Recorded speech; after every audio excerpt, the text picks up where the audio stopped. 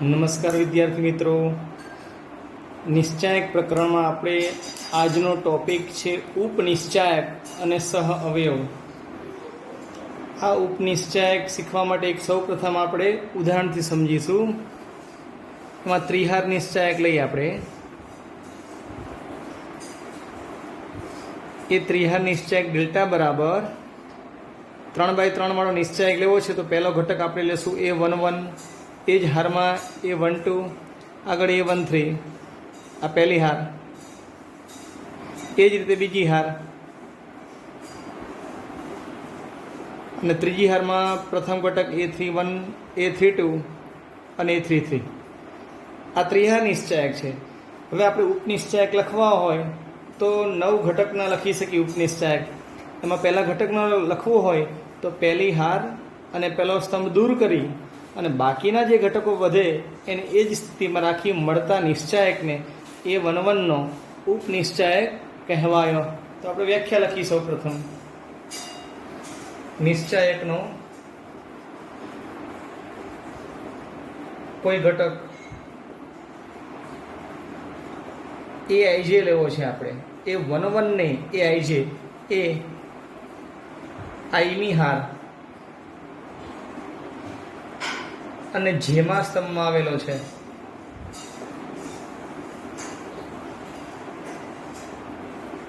એ આપણે સમજી શકીએ છીએ. આ હાર અને સ્તંભ એનો અર્થ એમ કે આઈની હાર અને જેમો સ્તંભ. આ હાર અને સ્તંભ ને દૂર કરી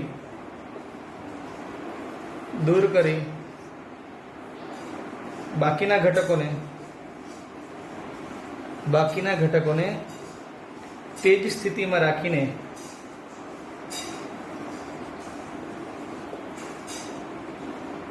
રાખીને મળતા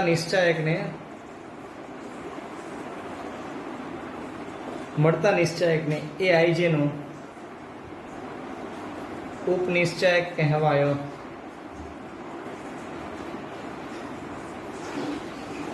સંકેત લખીએ આપણે.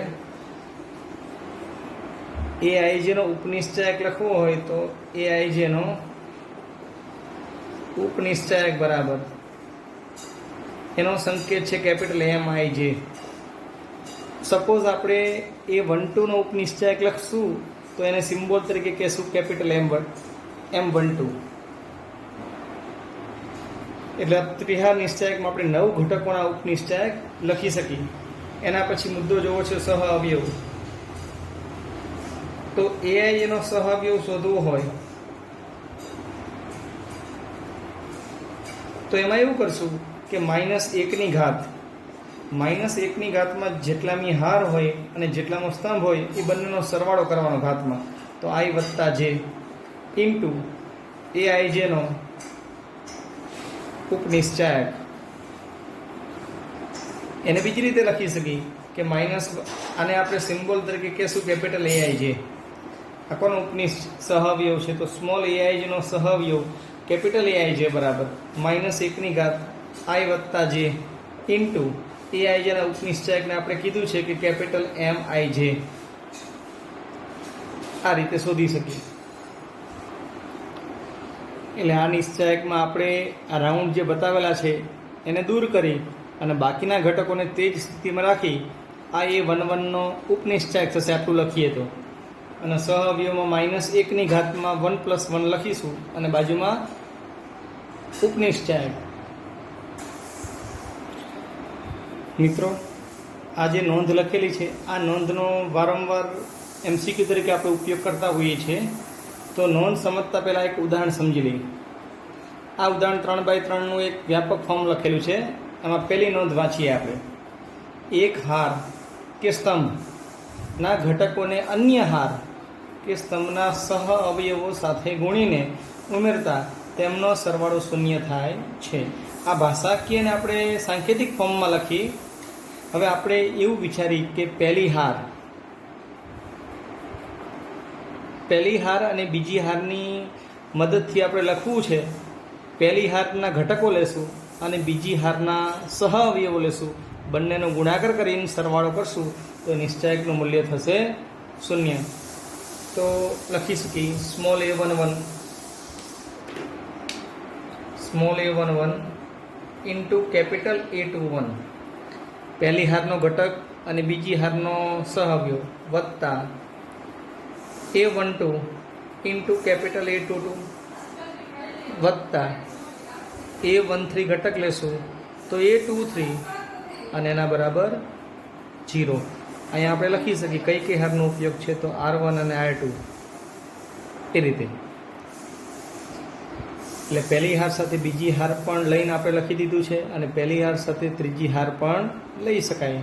બીજી હારનો ઉપયોગ કરીને લખી શકો, ત્રીજી હારનો પણ ઉપયોગ કરીને લખી શકીએ. હવે કોલમની મદદથી લખવું છે. કોલમમાં આપણે C1 અને C3ની મદદથી લખવું છે. ચલો મિત્રો, તો C1 અને C3નો ઉપયોગ કરી. C1 નામનો પહેલો કોલમ અને C3 ત્રીજો કોલમ છે, તો A11 ઇન્ટુ કેપિટલ A13 વત્તા બીજો ઘટક લેશું small A21 into capital A23 વત્તા small A31 into capital A33. આનો આપણે સરવાળો કરી તો નિશ્ચયકનું મૂલ્ય થશે 0.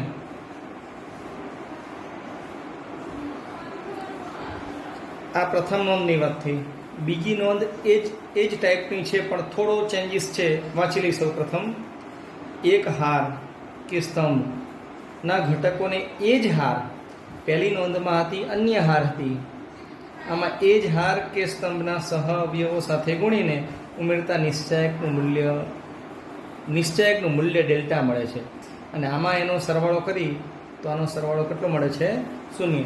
તો આને આપણે લખી એ જ હાર લેવાની છે. હવે આમાં કેવી રીતે લખી શકીએ? ધારો કે પહેલી હારના ઘટકો હોય તો પહેલી જ હારના સહઅવયવ ગુણવાના છે. બીજી હાર હોય તો બીજી હારના જ ગુણશું. એ રીતે લખી છીએ. આપણે R1ની મદદથી લખવું છે. R1ની મદદથી. ચલો, R1 એટલે પહેલી હાર છે. સ્મોલ A11 હોય તો કેપિટલ A11 વત્તા સ્મોલ A12 ઘટક લઈ તો સહઅવયવ લખશું કેપિટલ A12 વત્તા આ એનો સહઅવયવ છે બાજુમાં A13 ઘટક લેશું તો કેપિટલ A13 અને આનું સાદરૂપ આપી તો આપણે ડેલ્ટા મળે. ડેલ્ટા એટલે નિશ્ચયકનું મૂલ્ય મળે છે. હવે આપણે આ કોઈ R1ની મદદથી લખેલો છે. હવે કોઈ સ્તંભની મદદથી લખી. આપણે સ્તંભ C2ની મદદથી લખવા વિચારી છે. C2 એટલે બીજા કોલમની મદદથી. ચલો બીજો કોલમ જોઈએ. તો આ બીજો કોલમ છે, તો બીજા કોલમના ઘટકો લેશું અને બીજા કોલમના સહઅવયવ લેશું.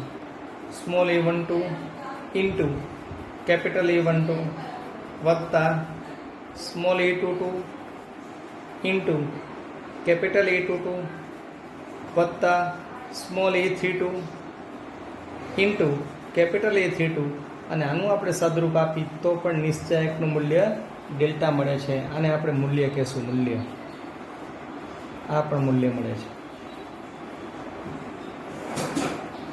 મિત્રો, આ નોંધ બંને યાદ રાખવાની છે. MCQમાં ખાસ પૂછાતી હોય છે. મિત્રો, હવે સ્વાધ્યાય 4.4 ઉપર આપણે જઈએ છીએ. એની સૌપ્રથમ પહેલી રકમ છે કે ઉપનિશ્ચાયક અને સહઅવયવ લખો. એમાં પહેલા એક્ઝામ્પલ્સ છે અને રકમ આવી છે કે પહેલી હારમાં 2 અને -4 છે અને બીજી હારમાં 0 અને 3 છે.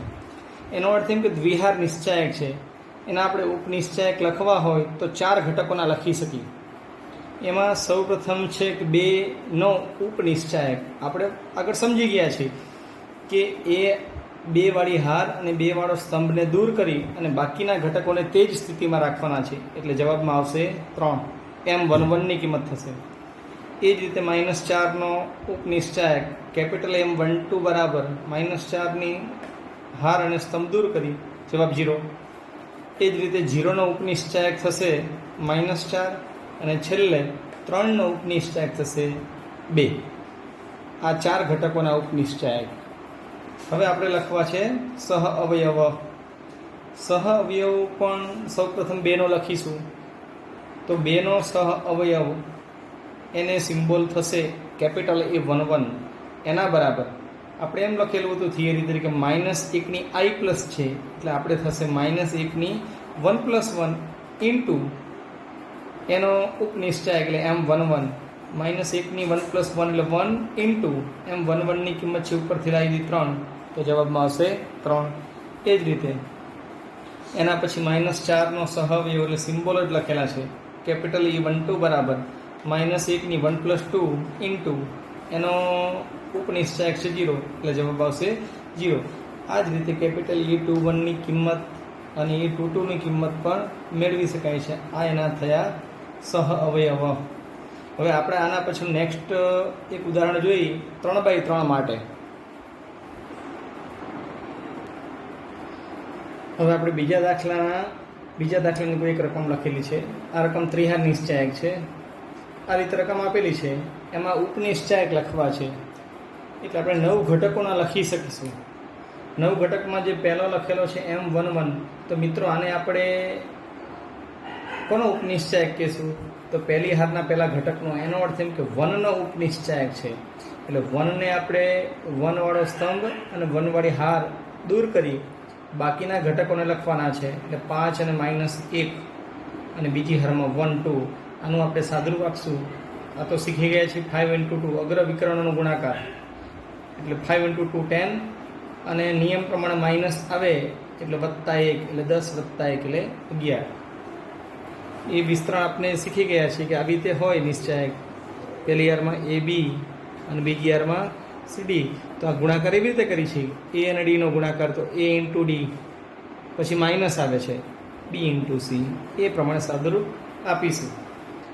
એના પછી M12 એટલે 0નો ઉપનિશ્ચાયક બરાબર 0નો સ્તંભ દબાવી અને 0ની હાર, તો 3 અને -1 અને 0 2. સાદુરૂપ આપશું 6 + 0 6. M13 એટલે 4 વાળો સ્તંભ અને 4 વાળી હાર ને દૂર કરી બાકીના ઘટકો 3 5 અને 0 1. આનું સાદુરૂપ આપીશું તો જવાબમાં આવશે 3 × 1 3 -0 = 3. એના પછી મેં ડાયરેક્ટ લખેલા છે M21 એટલે બીજી હાર અને પહેલો સ્તંભ, એટલે 3નો ઉપનિશ્ચાયક ડાયરેક્ટ લખવા પ્રયત્ન કરેલો છે. હવે 3 વાળો સ્તંભ અને 3 વાળો સ્તંભ અને 3 વાળી હાર દૂર કરી એટલે 0નો 2ની સાથે ગુણાકાર, તો 0 અને -4, એટલે જવાબમાં લખી શકીએ 4. એના પછી આપણે M22 લખવા છે. ડાયરેક્ટ લખશું મિત્રો. 5નો સ્તંભ અને 5ની હારને દૂર કરી તો ગુણાકાર 1 × 2, તો 2 -0, એટલે જવાબમાં આવશે 2. એના પછી M23 એટલે આ ઘટકનો લખવા માંગી છીએ, તો એને સ્તંભને દૂર કરશું, એની હાર દૂર કરશું, એટલે એના ગુણાકારમાં થશે 1 × 1, તો 1 અને -0 × 0, તો 0, એટલે જવાબમાં આવશે 1. એ રીતે હજી 3 ઘટકોના બાકી છે મિત્રો. તો 3 ઘટકમાં હવે 0નો લખવાનો છે, પણ 0નો એવું ભાષાકીય નહીં લખી, સિમ્બોલ તરીકે લખશું. એને સિમ્બોલ લખવો હોય તો M31 એના બરાબર 0 વાળી હાર અને 0 વાળો સ્તંભનો દૂર કરી આ બંનેનો ગુણાકાર, તો ગુણાકાર થશે 0 અને -5 × 4 20, એટલે જવાબમાં આવશે -20. એ રીતે નેક્સ્ટ એકનો એટલે આપણે સિમ્બોલ તરીકે M32 એના બરાબર 1 વાળી હાર અને 1 વાળો સ્તંભ દૂર કરી તો 1 × -1 એટલે -1, -3 × 4 એટલે -12, એટલે જવાબમાં આવશે -13.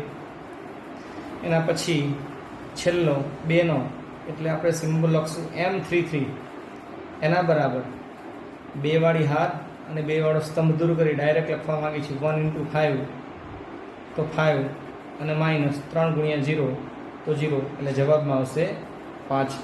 આ 9 ઘટકોના આપણે ઉપનિશ્ચાયક શોધી દીધા છે. હવે આપણે સહઅવયવ શોધીશું. મિત્રો આપણે હવે સહઅવયવ લખવા જઈ રહ્યા છીએ. તો એમાં A11 એટલે આપણે સહઅવયવ 1નો લખી છે, તો 1નો સહઅવયવ બરાબર -1ની 1 + 1 ઇન્ટુ M11 એટલે ઉપનિશ્ચાયક છે. તો -1 1 વત્તા 1 એટલે 1 ઇન્ટુ M11 ની કિંમત છે 11 એટલે જવાબમાં આવશે 11. હવે આપણે નવ ઘટકોના સહઅવયવ શોધતા આવી ઘણી વાર લાગે, એના માટે આપણે શોર્ટકટ કી આગળના એપિસોડમાં શીખી ગયા છીએ, એ જોઈ લઈએ આપણે. કોઈ ત્રિહાર નિશ્ચાયક હોય તો આપને નિશાની યાદ છે જ મિત્રો તમને. સૌ પ્રથમ પહેલા ઘટકની નિશાની થશે પ્લસ. કેમ પ્લસ? તો -1 ની 1 વત્તા 1.